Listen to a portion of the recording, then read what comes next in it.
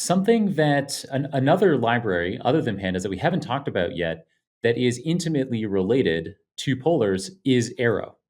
And you've previously mentioned that Arrow is becoming the go-to the go-to memory model for big data processing.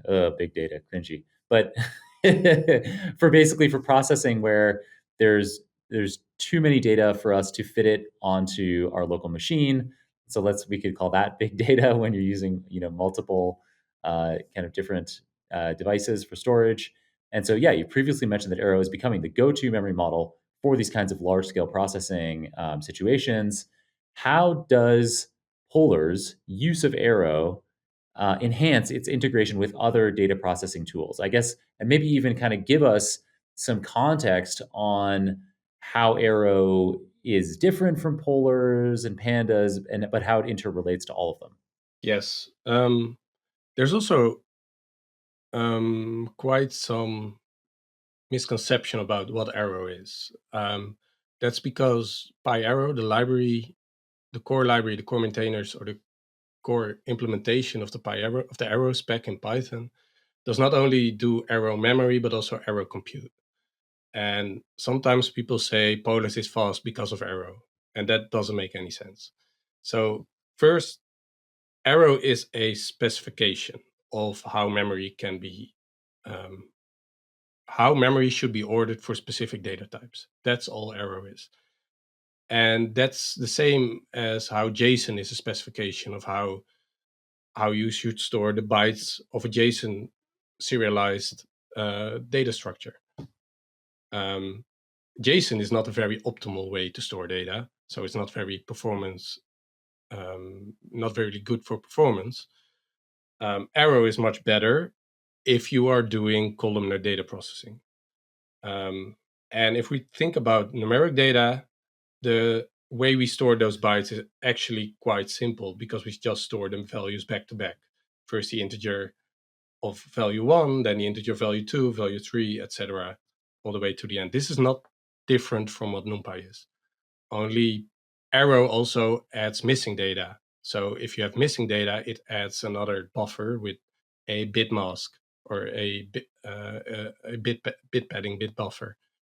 It just stores the bits, and if the bit is 1, the value is valid. If the bit is 0, the value is invalid.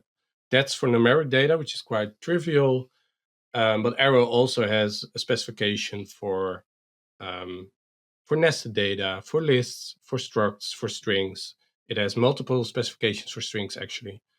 And that way, if you know that a process can deal with Arrow data, you can say, hey, I have some memory laying around here. It's laid out according to the Arrow specification. At that point, you can say to another process, this is the specification and this is the pointer to where the data is. If you read this from this according to this specification, you can use this data as is. You can read it without needing to serialize any data to the other process. If you compare that to Python multiprocessing, if you need to send some data from process A to process B, you often need to pickle the data and send it over the wire to the other process. The other process needs to deserialize that because the pickle protocol can differ, or the Python version can differ, the memory layout can differ.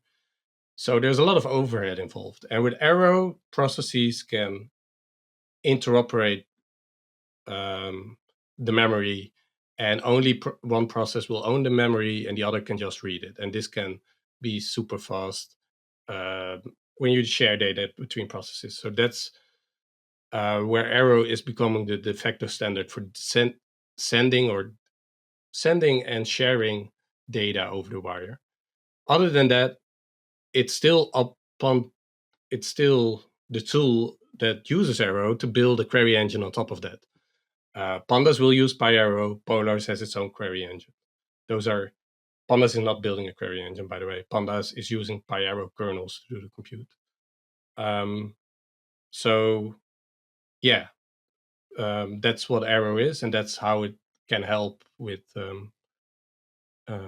saving performance between processes.